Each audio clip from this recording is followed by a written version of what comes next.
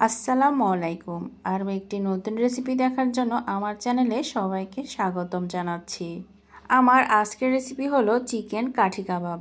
আজকের এই চিকেন কাবাবটি আমি একটু ভিন্নভাবে তৈরি করেছি, যা খেতে অসাধারণ মজার হয়েছে এবং এই কাবাবটার রঙটাও কিন্তু অন্য টাইপের এসেছে, যা দেখতে খুবই লোভনীয় দেখাচ্ছে।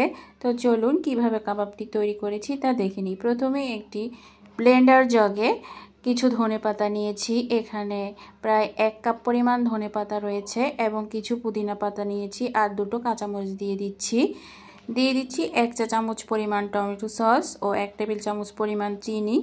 তো এখন এই সকল উপকরণকে ভালোভাবে আমি ব্লেন্ডার করে নিচ্ছি, মানে কাবাবের জন্য একটা সুন্দর পেস্ট তৈরি করে নিচ্ছি। অবশ্যই একদম মিহি করে ব্লেন্ড করে নিতে হবে। তো এই তো আমি ব্লেন্ড করে নিয়েছি। এখন এগুলোকে একটি সাইডে রেখে দিচ্ছি। এখন কাবাব তৈরি করার জন্য এখানে কিছু মুরগির মাংস নিয়েছি। এখানে মুরগির বুকের অংশের মাংসটা আমি নিয়েছি। এখন এখানে দিয়ে দিচ্ছি 1 টেবিল চামচ টক দই। এখানে ফেটানো টক দইটা আমি দিয়েছি। এখন দিয়ে দিচ্ছি তৈরি করে রাখা সেই মিশ্রণটি, মানে ধনেপাতা পুদিনা পাতার যে মিশ্রণ তৈরি করেছি সেই মিশ্রণটি দিয়ে দিয়েছি। পরিমাণ মতো লবণ দিয়েছি, লবণের পরিমাণটা কম দিয়েছি কারণ এখানে সয়া সস ইউজ করা হবে এবং চাট মশলা ইউজ করা হবে। দিয়ে দিচ্ছি 1 চা চামচ পরিমাণ জিরা গুঁড়া, 1 চা চামচ পরিমাণ মরিচের গুঁড়া, 1 চা চামচ পরিমাণ সয়া সস। এখন দিয়ে দিচ্ছি 1 চা চামচ পরিমাণ চাট মশলা। সয়া সসে লবণ থাকে, চাট মশলায় লবণ থাকে, তাই লবণটা একটু বুঝে দিবেন। এখন দিয়ে দিচ্ছি 1/2 চা চামচ পরিমাণ তান্দুরি মশলা। এখন একটু এই সকল উপকরণকে মুরগির মাংসের সাথে ভালোভাবে মিশিয়ে নিচ্ছি। আমি আরও কিছু উপকরণ ইউজ করব।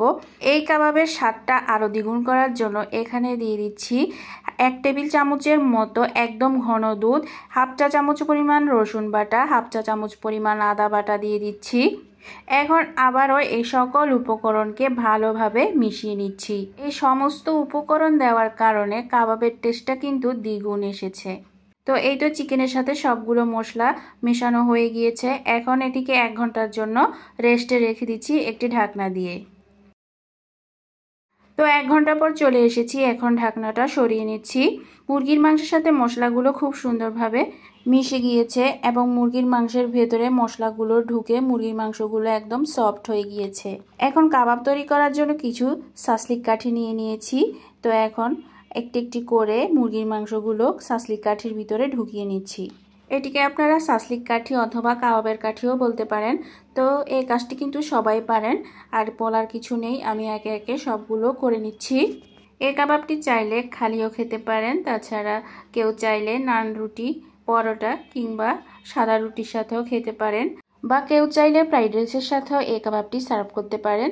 এখন কাবাবগুলোকে আমি ভেজে নেব। তার জন্য প্যানে আমি 2 টেবিল চামচের মতো বাটার দিয়ে দিয়েছি। আমি এই কাবাবগুলোকে বাটারের মধ্যে ভাজবো, তাতে করে সুন্দর একটি ঘ্রাণ আসবে, যা খেতে খুবই ভালো লাগবে।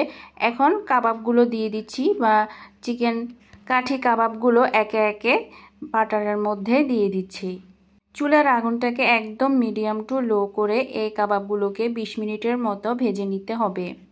এই 20 মিনিটের মধ্যে আমি 3 থেকে 4 বার উল্টে পাল্টে দিয়েছি যাতে পুড়ে না যায়। অবশ্যই কিছুক্ষণ পর পর এগুলোকে উল্টে পাল্টে দিবেন, তাতে করে এর 2 সাইড সুন্দরভাবে সেদ্ধ হয়ে যাবে। কেউ চাইলে এই কাঠি কাবাবগুলোকে ডুবো তেলেও ভেজে নিতে পারেন, তবে ডুবো তেলে ভাজলে অনেকটা শক্ত হয়ে যাবে, যা খেতে একটুও ভালো লাগবে না। তো এই তো 20 মিনিট পর আমার কাবাবগুলো কিন্তু প্রায় হয়ে এসেছে। আমার এই কাঠি কাবাবগুলো কিন্তু সুন্দরভাবে সেদ্ধ হয়ে গিয়েছে। তারপরও আরও 5 মিনিট আমি চুলায় রেখে দিচ্ছি, আগুনটাকে একদম লো করে। তো এই তো কাবাবগুলো হয়ে গিয়েছে। এখন আমি এগুলোকে নামিয়ে পরিবেশন করে নিচ্ছি। কাবাবগুলো এভাবে বানিয়ে রমজানেও খেতে পারেন, কিংবা আসছে ঈদে মেহমানদের সামনে খুব সহজে তৈরি করে দিতে পারেন। আপনার বাসায় যদি এরকম একটি কাবাব তৈরি করে ফেলতে পারেন, তাহলে আমি মনে করব আপনার হাতের তৈরি এই কাবাবটি হবে সবচাইতে বেস্ট একটি কাবাব। তো প্রিয় ভিউয়ার্স, আমার আজকের রেসিপিটি যদি আপনাদের ভালো লেগে থাকে অবশ্যই লাইক, কমেন্ট, শেয়ার করবেন। আজকের মতো এখানেই বিদায় নিচ্ছি। আল্লাহ হাফেজ।